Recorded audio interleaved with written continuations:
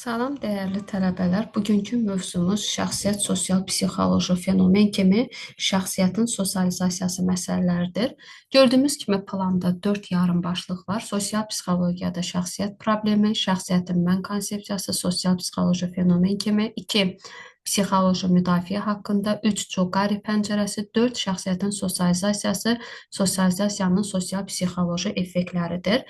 Psixologiyadan da bizə bəllidir ki, şəxsiyyət sosial olan, fəal olan, mənlik şüuruna malik, şəxsi ləyaqət hissinə malik olan bir varlıqdır.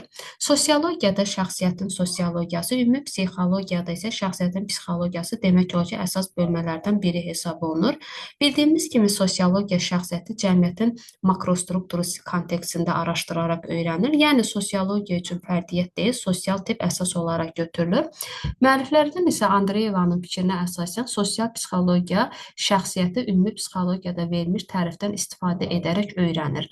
Lakin o bir məsələni də xüsusilə qeyd edirdi ki, şəxsiyyət bir tərəfdən sosial təcrübəni hansı kontekstdə, hansı konkret qrupda mənimsəyirsə, digər tərəfdən onu bu qrupda necə reallaşdırırsa, yəni sosial psixologiya şəxsiyyətin davranış və fəaliyyətini real konkret qrupda öyrənir. Məşhur Amerika psixoloqu Olporta görə şəxsiyyət fərdin davranış və təfəkkürünü müəyyən edən psixofiziki sistemlərin dinamik təşkilidir. O bunu belə açıqlayırdı ki, Olportun fikrinə əsasən nə mental, nə də müstəqil olaraq sinir hadisəsi deyildir. 2. Olport psixofiziki sistemlərin dinamik təşkilidir dedikdə şəxsiyyətdə cismani və psixi olanın vəhdətini başa düşürdü və vaxtı ilə Dukardın irəli sürdüyü psixofiziki paralelizm prinsipinin əleyhinə çıxırdı. Digər müəlliflər Petrovski və Yaraşevskiyə görə isə psixologiyada şəxsiyyət dedikdə fərdin əşyavi fəaliyyətdə və ünsiyyətdə mənimsədiyi sistemli keyfiyyətlər nəzərdə tutulur. Platonov isə şəxsiyyətin strukturunda 4 yarım strukturu fərqləndirirdi. Bioloji cəhətdən şərtlənən yarım struktur, bura temperament, cins və yaş xüsusiyyətləri. İkinci, şəxsiyyətin xassələrinə çevrilmiş ayrı-ayrı psixi proseslərin fərdi xassələri, bura hafizə, emosiya, duyğu, təfəkkür, qavrayış, hiss və iradəni aid edə bilərik. 3. Sosial təcrübə yarım strukturu, insanın mənimsədiyi biliklər, vərdişlər, bacarıqlar və adətlər aid edilir. 4. Şəxsiyyətin istiqaməti yarım strukturu, bura həvəslər, arzular, maraqlar, meyllər, əqidə və idealları aid edə bilərik. Mənlik şüuru nədir? Mənlik şüuru bildiyimiz kimi insanın özünü şəxsiyyət kimi tanıması və dərk etməsi prosesidir. Gördüyümüz kimi mənlik şüuru, mənlik və şüur sözlərinin birləşməsindən əmələ gəlmişdir. Hansı ki, mənlik şüuru insanın özünün tələbat və qabiliyyətlərinə, fikir və hisslərinə, davranış və fəaliyyət motivlərinə şüurlu münasibətini nəzərdə tutur. Onun əsas əlamətləri nələr daxildir? İnsanın özünü bütün ətraf aləmdən, yəni mənni qeyri-mənnidən ayırması, özünün fiziki, psixi, mənəvi keyfiyyətlərini yüksək qiymətləndirməsi və dərk etməsi, psixi həyatının bütün cəhətlərinə şüurlu münasibət bəsləməsini qeyd edə bilərik. Mənlik şüurun strukturunda 3 əsas cəhət fərqləndirilir. Birinci mənobrazdır. Bu, insanın özü haqqındakı təsəvvürləridir. 2. Özünü qiymətləndirmədir. Bu, insanın özü haqqında təsəvvürlərini düzgün, yəni adekvat surətdə qiymətləndirməsi. 3-cü isə potensial davranış reaksiyaları ki, bu, insanın mənobraz və özünə verdiyi qiymətin onun davranış və rəftarında özünü biruzə verməsidir. Bildiyimiz kimi, insanda eyni vaxtda 4 mənobraz olur. Fiziki mən, real mən, ideal mən və bir də sosial mən. Fiziki mən nədir? Fiziki mən insanın fiziki xüsusiyyətlərini əks etdirmiş olur. Sosial psixoloji avtoportretin əsas komponenti kimi cinsi identifikasiyanın əsasını təşkil edir. Real mən nədir? Real mən insanın indiki anda özünü necə təsəvvür etməsidir, özünün qabiliyyətlərini, rollarını, statusunu necə qavramasıdır. Digəri ideal məndir. İdeal mən nədir? İnsanın özü haqqında idealları ilə bağlıdır. Yəni, insan öz ideal mənini həyata keçirmək üçün daima müxtəlif yollar axtarır, buna səy göstərir. İnsan özünü tərbiyə ilə məşğul olarkən adətən özünün ideal mənindən çıxış etmiş olur. Digəri sosial məndir. Sosial mən insan həmişə özünə başqalarının gözü ilə baxır. İnsan başqa adamlarla ünsiyyətə daxil olarkən adətən özünün sosial mənindən çıxış etmiş olur. Keçirik digər ikinci sualımıza psixoloji müdafiə haqqında. Nədir psixoloji müdafiə? İlk dəfə olaraq xüsusi psixoloji termin kimi freudizmdə öyrənilməyə başlanmışdır. Sonralar isə müxtəlif psixoloqların diqqətini cəlb etmişdir. Müdafiə bildiyimiz kimi hərbi, idman və sair sahələrdə geniş tətbiq olunmuşdur. Müdafiə eyni zamanda psixoloji xarakter daşıya bilir ki, bu cəhəti də nəzərə alaraq psixoloji müdafiə söz birləşməsindən istifadə olunmuşdur. Psixoloji müdafiənin geniş yayılmış formalarından biri də iddia səviyyəsinin aşağı düşməsi ilə əlaqədardır. Lakin dəqiq müəyyən edilmişdir ki, psixoloji müdafiə təkcə iddia səviyyəsinin aşağı düşməsini məhdudlaşdırmaq olmaz. Çünki o özü daha geniş bir mənaya malikdir. Bir halda insan özünə təsəlli verir, özünə haqq qazandırır, öz səhvlərini etiraf edir. Digər halda isə başqa bir halda hadisələri rasionallaşdırır və s. Psixoloji müdafiənin digər bir forması frustrasiyanı qeyd edə bilər ki, frustrasiya şəraitində də psixoloji müdafiənin xarakteri dəyişir.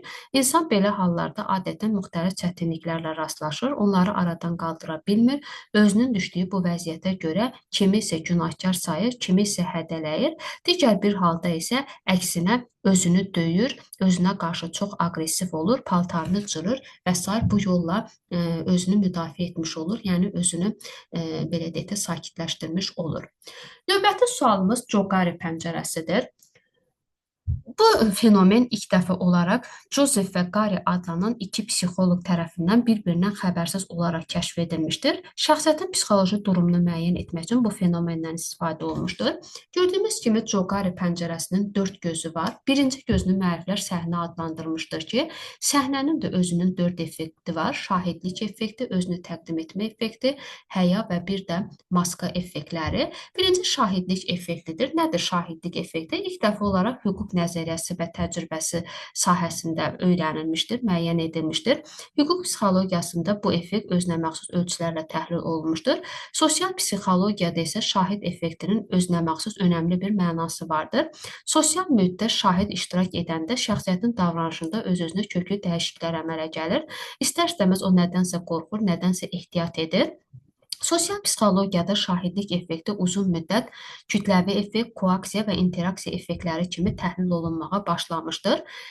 Amma şahidlik effekti kütləvi, koaksiya və interaksiya effektlərindən fərqlənir. Bu effektin əsasını başqa adam, yəni fenomenologiyasında əsasında başqa adam yalnız və yalnız şahid qismində iştirak edir.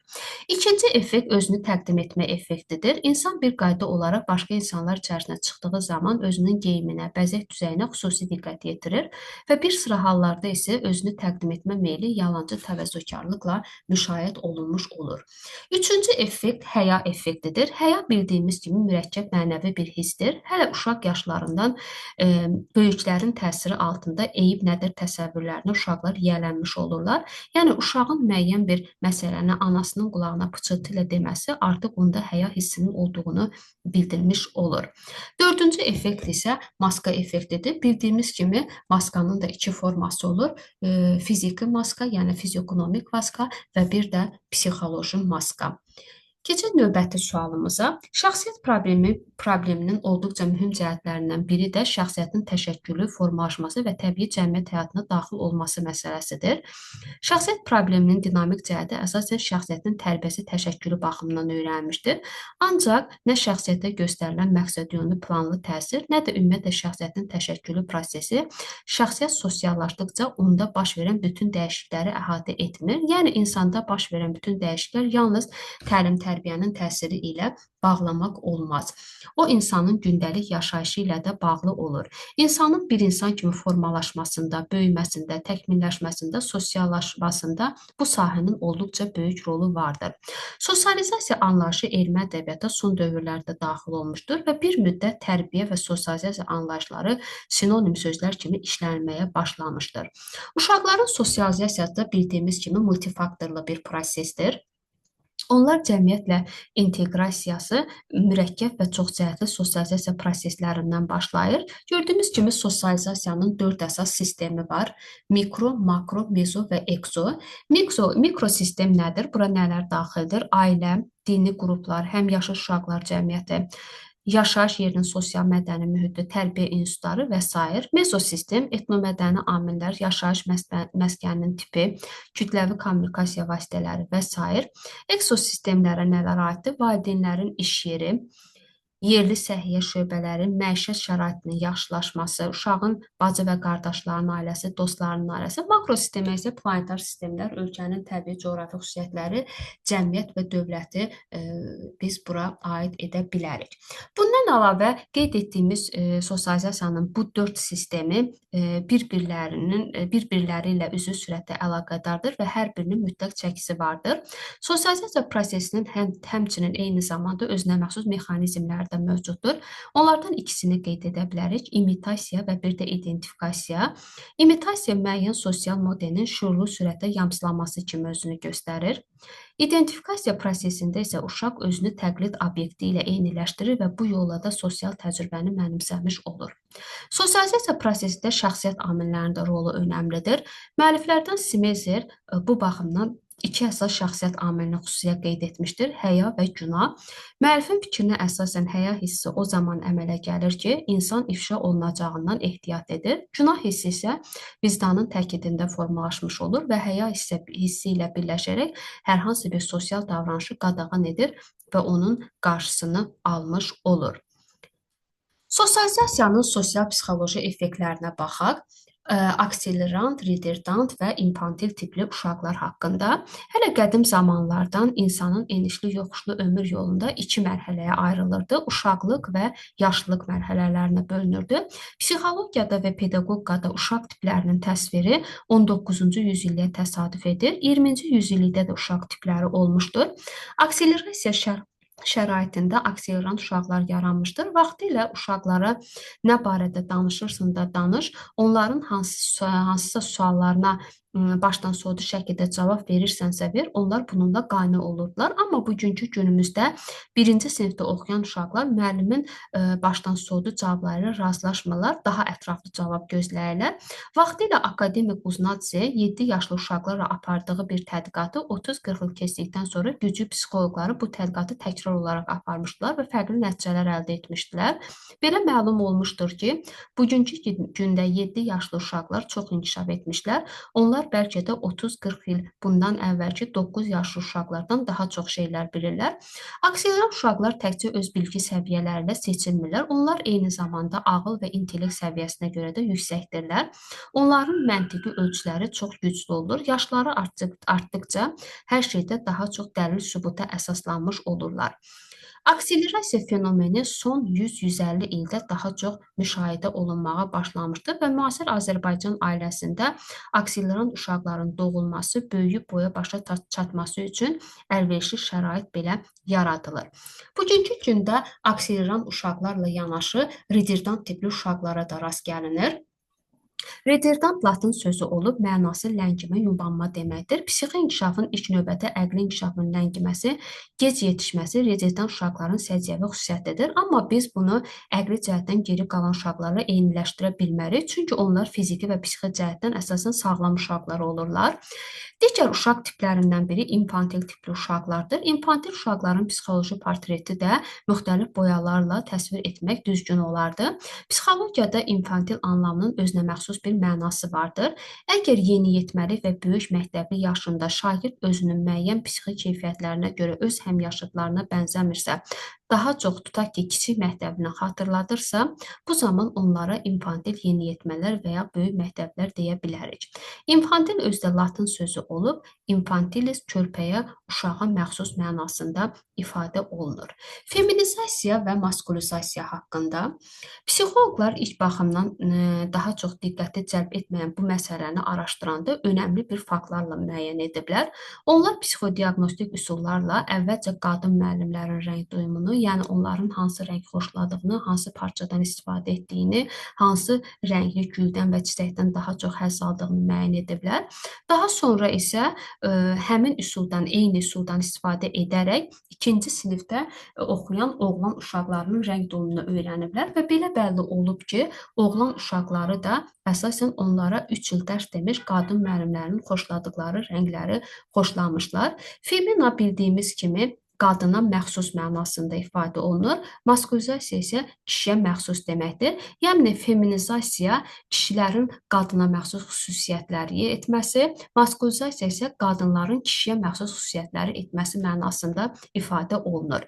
Bir də sosializasiyanın 3 mərhələsi də var. Onları da qeyd edək. İlkin mərhələ bu uşaqlıq dövrü adlanır. İkinci mərhələ bu marginal sosializasiyadır, hansı ki bu yeniyetmənin sosializasiyası da deyə bilərik.